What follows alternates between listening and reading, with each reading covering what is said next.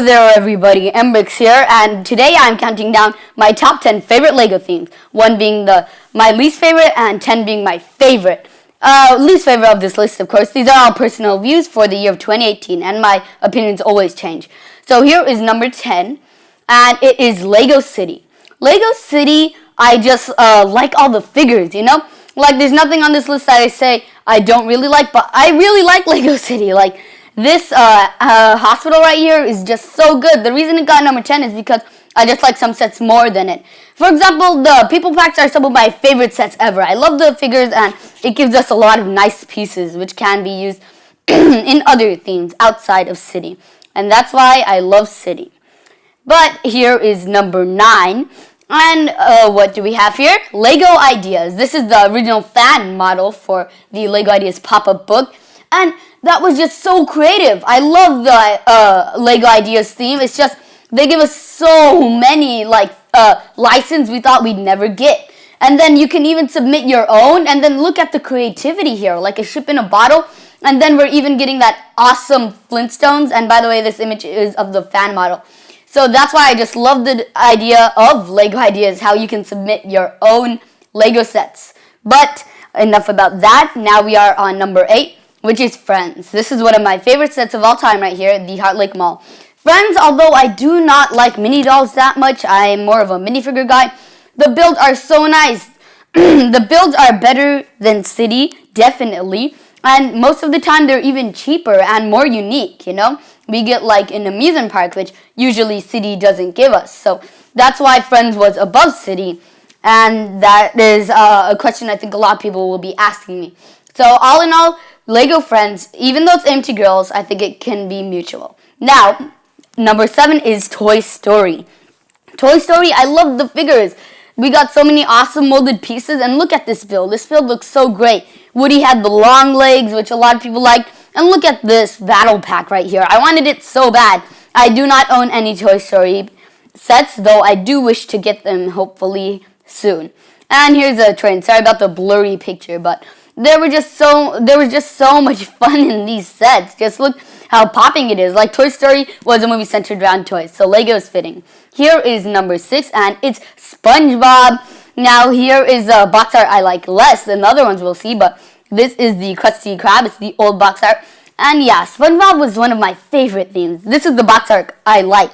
But I just love the SpongeBob show. It's so colorful and kiddie, and I really like this for the same reasons I like Toy Story. It just has all those fun colors, and it's definitely something that should be made into a toy. And I really wish that they'd re-release SpongeBob. And that's why it's so high on my list. But even higher, at number 5, we're halfway, is Lego Studios. An old theme, yes, but this was great. Just look. You can make your own movies, or pretend to. Like, they give you a base plate, a backdrop, and then you press a button, a building explodes. It was just such a good idea. And we got themes. Like, we had a Nesquik one, we had a Pirate Studio set, we had a Spider-Man Studio set right here.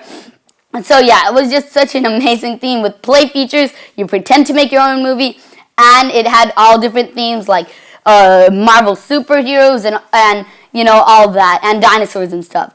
Number 4 is Lego Hobbit and Lord of the Rings. These figures were just so detailed, and I loved the builds. And look at Battle of Helm's Deep. That thing is so gorgeous. Just look at that amazing exterior.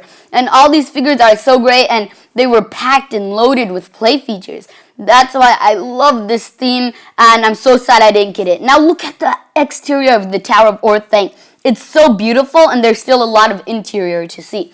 And the Mines of Moria, I love that cave troll. It's just that Lord of the Rings and The Hobbit had so many cool figures and builds. But at number 3, now that we're at the top 3, is Marvel Superheroes. I just love the Avengers movies and all the Marvel movies in the MCU, which is what Disney owns.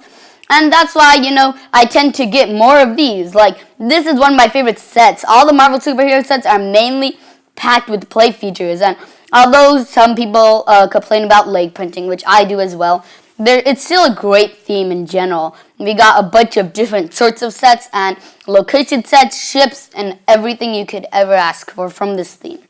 Now, number 2 is Star Wars. Now, I was debating whether to put this at number 1 or number 2, but I don't know, you know. I'm probably going to change my mind next year, but right now it's number 2. Even the old sets were good. These figures are always nice, and even as display models, this is good. It has play value, it has display value, and the old sets were good, like this one. So that's why, and I love Star Wars. You know, I'm a huge Star Wars fan, so it's a lot of nostalgia there as well. And by the way, keep a lookout for the Death Star review that I'm going to do. Now, honorable mention is Simpsons. It barely didn't make the list. I wish it would, but number 1 is Harry Potter. I was so happy to see it back this year, and all the figures in Harry Potter are phenomenal. Like McGonagall and Dumbledore have printing all over that just gleams when light hits it. And I love the builds, and Harry Potter is one of my favorite movie franchises. Like, even the old builds, as you can see, were good. So yeah, that's it for my countdown video. Hope you like it. Please subscribe, leave a comment down below, and I'll talk to you again soon. Bye.